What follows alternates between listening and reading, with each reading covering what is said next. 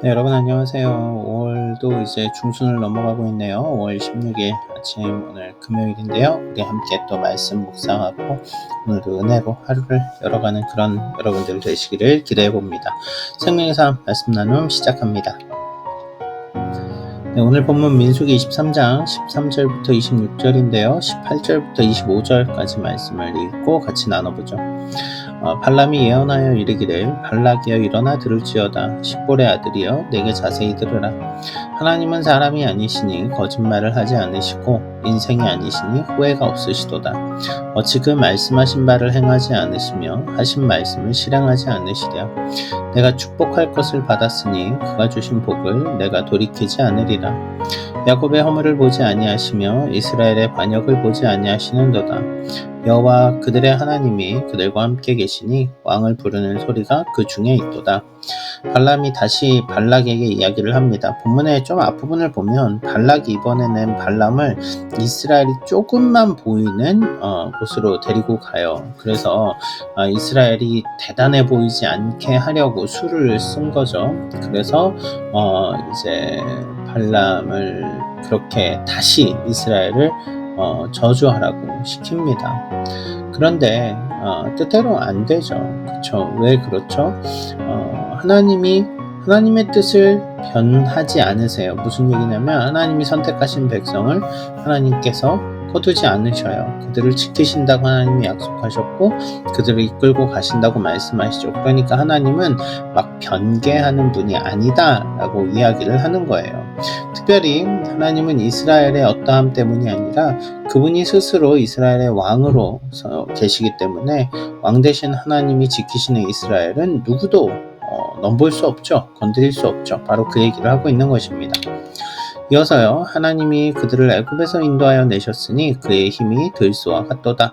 야곱을 해할 점술이 없고 이스라엘을 해할 복술이 없도다. 이때 야곱과 이스라엘에 대하여 논할진대 하나님께서 행하신 일이 어찌 그리 크냐 하리로다.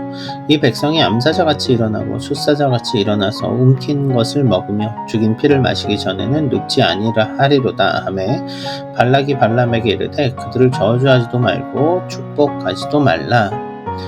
자, 하나님이 인도하신 백성 그들은 힘이 들소와 같습니다. 이스라엘이 대단해서가 아니라 실은 하나님이 대단해서죠. 마찬가지로 백성이 암사자, 숫사자 같다라는 것도 그들의 군사력을 말할 때 의미하는 단어들인데 군대가 없죠. 이스라엘이 싸울 사람들은 있지만 무기가 있었겠습니까? 근데 이들이 위대한 군사와 같은 사자와 같은 표현이 가능해지는 이유는 하나님이 그들을 위해 싸우시기 때문에 그래요. 그렇죠? 그러니까 이제 발락이 이 얘기를 듣고 저주도 말고 축복도 말라고 멈추라고 이야기를 합니다. 저는 본문 말씀 묵상하면서 그런 생각을 해봤어요. 계란으로 바위치기라는 개념이에요. 계란으로 바위치기. 여러분은 어떠세요? 계란으로 바위치기 하면 어떤 이미지, 심상이 떠오르십니까?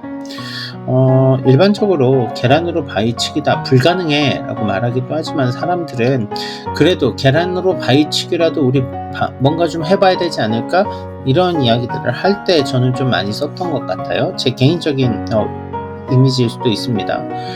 그런데 그렇게 노력해서 막 불가능한 걸 가능하게 이뤄냈으면 사람들은 봐봐 대단하지 우리 역시 불가능한 걸 이뤄냈어 약간 이런 I can do it에 대한 이미지를 가져가는데 실제로 여러분 하나님을 향한 도전은 불가능이에요. 인간은 항상 하나님에 대해 도전해 왔거든요.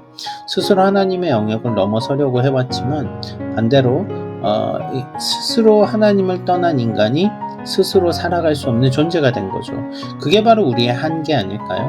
그러면 제가 조금 이제 이렇게 정리를 해보고 싶은 거죠. 뭐냐면 우리는 우리 스스로 뭔가 하나님을 넘어서려고 막 계란으로 바위를 쳐서라도 내 뜻을 이루려고 하지만 실제로 하나님을 넘어설 수 없습니다. 그러면 반대로 우리가 하나님 편에 서 있는 자들이라면 어떨까요? 제가 묻고 싶은 게 바로 이거예요. 우리가 하나님과 함께 서 있는 자들이라면 하나님의 보호하심을 깰 수 있는 것 역시 아무것도 없습니다. 우리가 하나님의 보호하심 아래 있기 때문에 오늘 하루 우리는 은혜로 살아가게 되는 거고 감사의 고백을 하게 되는 것 아닐까요? 세상 가운데 흔들리지 않을 수 있는 이유, 그것은 우리가 하나님과 함께하기 때문입니다. 누구도 넘어뜨릴 수 없는 그 하나님의 위대하심, 하나님의 보호하심, 하나님의 전능하심, 그것을 기대어서 오늘 하루도 담대히 여러분의 삶을 살아나가게 되시기를 주님의 이름으로 축원합니다. 감사합니다.